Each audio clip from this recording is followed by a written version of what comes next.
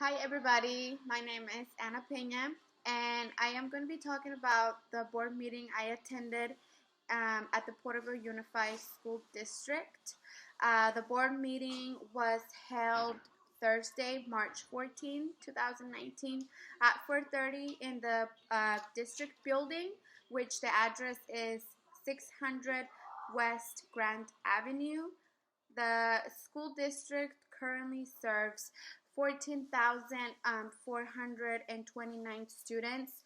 They grade from preschool to 12th grade. The board president was Ms. Lillian Durbin, and the board is composed of 7 elected members, which includes the board president.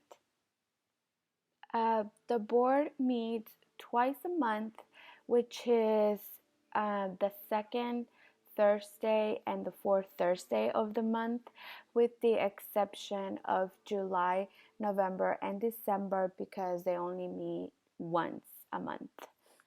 The board addresses the agenda, a special recognition to students in the case there was a student who was getting a recognition.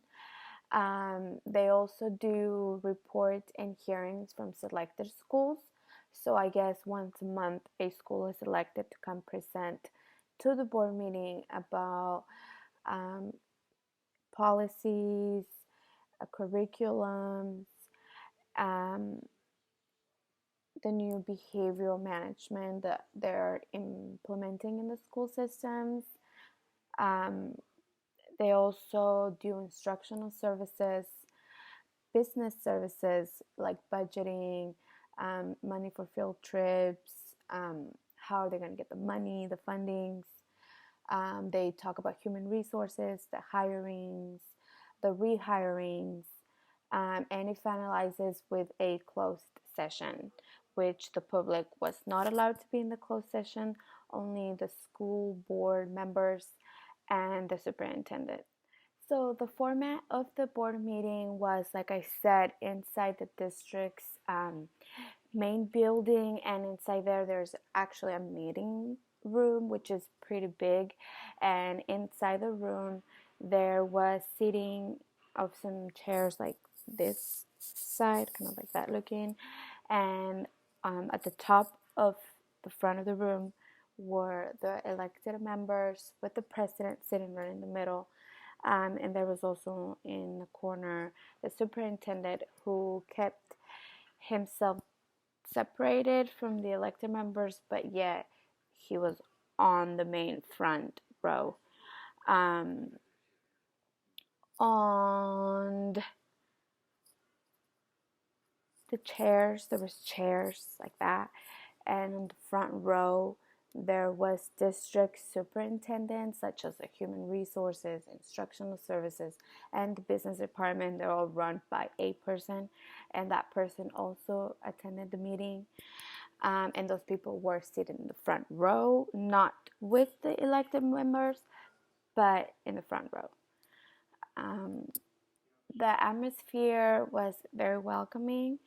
As soon as you entered, the parents, the administrators, there was actually administrators from other schools present. Um, so they were very welcoming. They would talk to you if you answer questions, like if you had any questions. Since it was my first time ever attending a school board meeting, I was actually very nervous because I didn't know what to expect. I didn't know who goes to meetings. But when I actually showed up, I was surprised to see how welcoming people were, how caring people were, and also professional and formal the conversation went during the meeting when people were voting for the policies or for anything else that was being up for elections. There was absolutely no disruption. If people disagreed, they were slightly wait for the person to be done speaking, then they would raise their hand, be called on, get up, and then make a nice disagreement, and therefore they would resolve the problem. But I thought that everything was just so professional, so formal. People were so respectful. Of course, it was my first time, so I wasn't sure.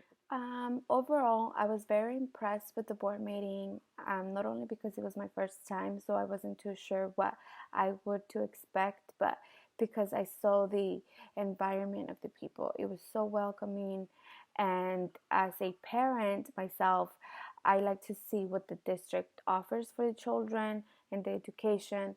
And if I ever had a concern or anything of my child's school, a regulation, a policy, I know that I can bring these issues to the board council, and they do take them very serious and into their consideration.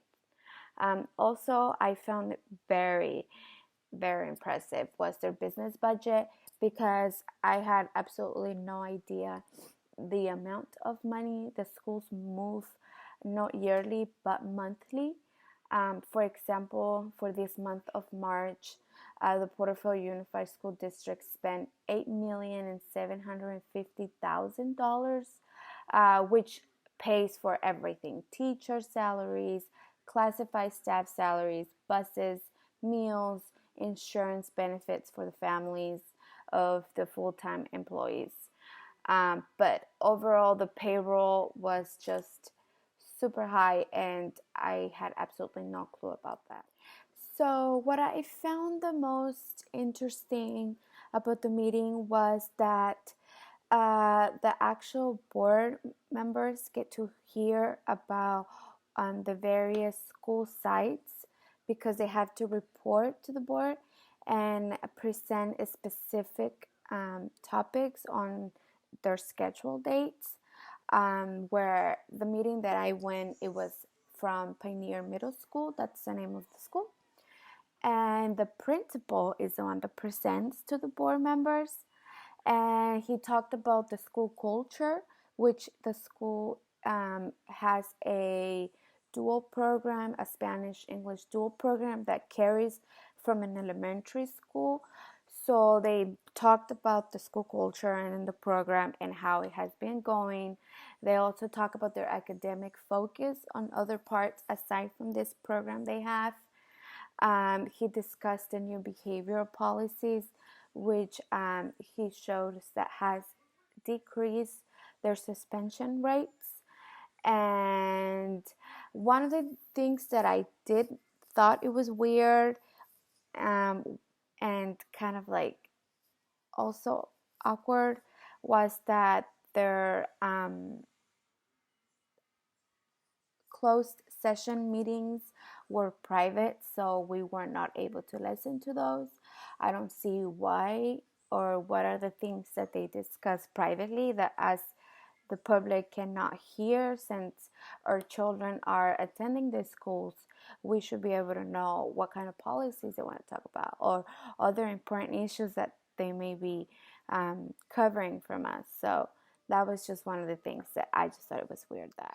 So the way I can sort this and relate this board meeting to what we've learned so far in the class is because in chapter 3, we learned about the cultural diversity and how it influences learning.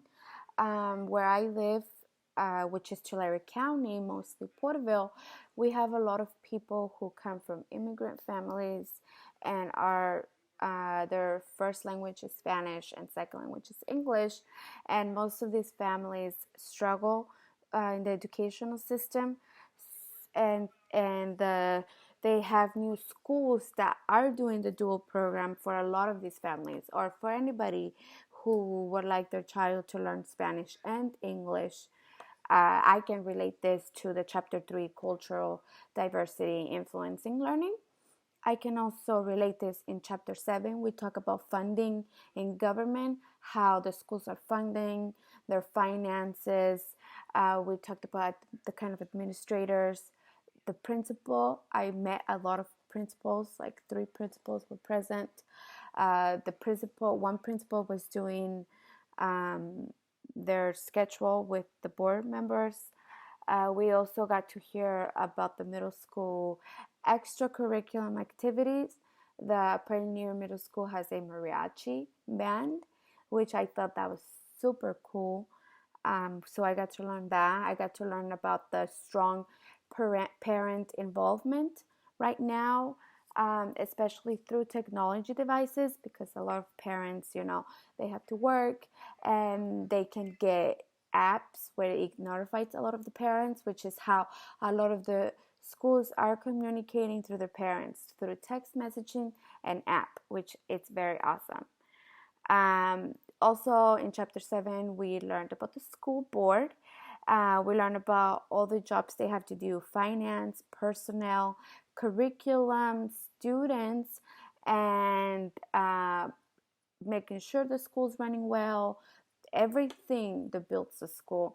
And so I feel like in the board meeting that I attended, the people in the school board actually did go over through a lot of things. They went over through the finances, how much money was being spent, how much money was being received. They went over personnel, the people they were hiring, how many more, who were they going to let go. They talk about curriculums, what was expected from certain grade levels, and they discuss the students in the new behavior policy that it's been very hard in a lot of teachers.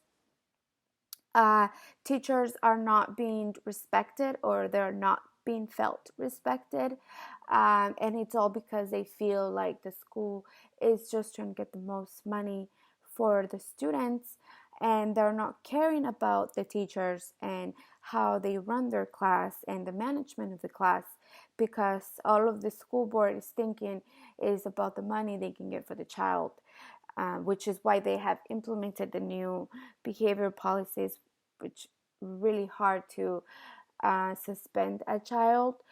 So teachers are having to deal with a lot of disrespect of children. And I mean, I can't say all of them, but from what I've heard, and especially since I work in a school, I hear a lot of teachers complain about the new behavior policy. I also met the superintendent, not personally, but I know who he is. Uh, the district administrators, there was district administrators, the human resource, the instructional services, and there was another one, but they were also present at the board meeting. And of course, the school funding sources, they did mention something about they receive fundings for students, so it was very important to make sure that students were being present at all times. In chapter 9, we learn about curriculums. And so when the pioneer principal came to present to the school board, he talked about the curriculum that it's currently being implemented in his middle school. So I learned about that. And lastly, in chapter 10, we learned class management, which is how to have an effective classroom for teachers mainly. And it mentioned intervene when misbehavior occurs and the methods that one can deal with this misbehavior. So this was very important in the meeting that I attended, because apparently the misbehavior and all of that has been a big issue right now. So there's been a lot of trial and errors that is going on right now for students to get the best of themselves without having to be suspended from school. But